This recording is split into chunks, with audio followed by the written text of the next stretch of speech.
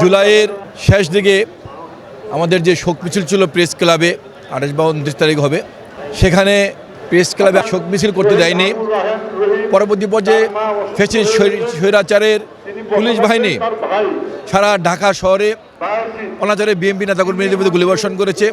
সেখানে আমার চোখের সামনেই অনেকে গুলিবিদ্ধ হয়েছেন। বিশেষ করে আমরা কাকরাইল মোড়ে, আমি যুবদলের সাবেক সভাপতি সুলতান টুকু, আমার যুবদলের বর্তমান সাধারণ সম্পাদক নয়ন সহ আমরা সেখানে কাকরাইল মোড়ে আমরা বিক্ষোভ মিছিল করেছি। পাশাপাশি আমরা দেখেছি সরকার যখন কারফিউ দিয়েছিল, আমরা বিএনপি নেতাকর্মীরা সকলকে, বাংলাদেশের জনগণকে নিয়ে, সাধারণ মানুষকে নিয়ে আমরা সেই কারফিউ ব্রেক করেছি। সেই কারফিউ ব্রেক করতে গিয়ে অনেকে আহত হয়েছেন, অনেকেই। বিশেষ করে আমি কারফিউর তৃতীয় দিন, প্রথম দিন আমি বিশ্ব রোডে আমি কারফিউ ব্রেক করেছি। তারপর দিন আমি বিশ্ব রোডে কারফিউ ব্রেক করেছি। তৃতীয় দিন ভোরবেলা আমি গ্রেপ্তার হয়েছি। গ্রেপ্তার হয়ে আমি ডিবি বসে দেখেছি আমার অনেক সিনিয়র নেতৃবৃন্দকে, অনেক কর্মী ভাইকে দেখেছি যারা আহত, অসুস্থ, পঙ্গু। কিন্তু এই সত্যি এটা খুব করুণ দৃশ্য, ভাষা বলা করে না। আমাদেরকে ডিবি অফিসে রাখা হলো, সেখানে আমাদেরকে সবাইকে যে নির্যাতন করা হলো। আমাদের রাজনীতির বয়স আমাদের প্রায় 42 বছর হয়ে গিয়েছে, অনেকবার গ্রেপ্তার হয়েছি, এত নির্যাতন কখনো আমরা আর কখনো হইতে হয় নাই। আমাদেরকে চোখ বেঁধে হাত করা লাগিয়ে, হাত উপরে ঝুলিয়ে আমাদের সবাইকে নির্যাতন করা হয়েছে। আমি মনে করি বাংলাদেশের ইতিহাসে এটা একটি কলঙ্কজনক অধ্যায়। আমরা মনে করি আজকে যারা বৈষম্য বিরোধী আন্দোলন করেছেন, যারা মনে করেন জুলাই আগস্টের তাদের প্রত্যেক সম্পত্তি মনে করেন, আমরা দেখেছি তারা কিন্তু ডিবি অফিসে খুব আরামে ছিল। আমরা কিন্তু একই সময় আমরা ডিবি অফিসে ছিলাম। আমি সুলতান সালাউদ্দিন টুকু সহ আমাদের বিএনপির অনেক সিনিয়র নেতৃবৃন্দ আমরা ছিলাম।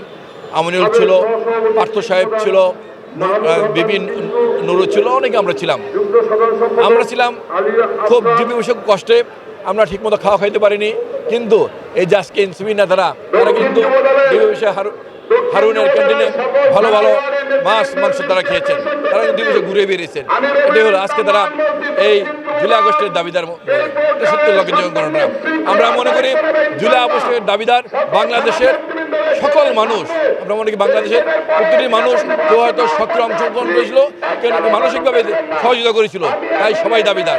আর এটা না হলে কখনো জুলাই আগস্ট সম্পন্ন হতো না। বিশেষ করে তেজগাঁ নাবিস্কুল মোড়ে সাধারণ ছাত্র জনতা নেমেছিল, সেখানেও কিন্তু অনেককেই আহত করা হয়েছে। তেজগাঁ শিল্প এলাকার যুবদল নেতা অবৈদুল হক এই পুলিশ বাহিনী সন্ত্রাসীগুলিতে নিহত হয়েছেন। ছাত্রদল তেজগাঁ থানার সাংগঠনিক সম্পাদক মেহেদি গুলিবিদ্ধ হয়েছেন। তারা রাইফেলের গুলি একদিকে লেগে আরেকদিকে বের হয়ে গিয়েছে। এমনিভাবে অনেকে গুলিবিদ্ধ হয়েছেন, অনেকে আহত হয়েছেন।